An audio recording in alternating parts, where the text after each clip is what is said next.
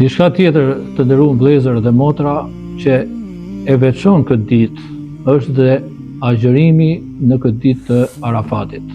Pra agjërimi.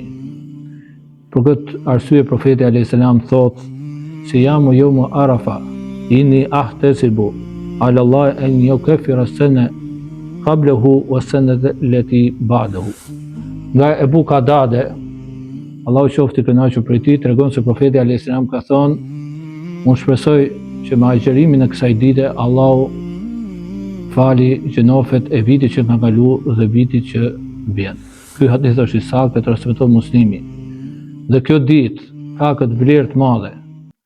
Dhe është dita më me vlerë.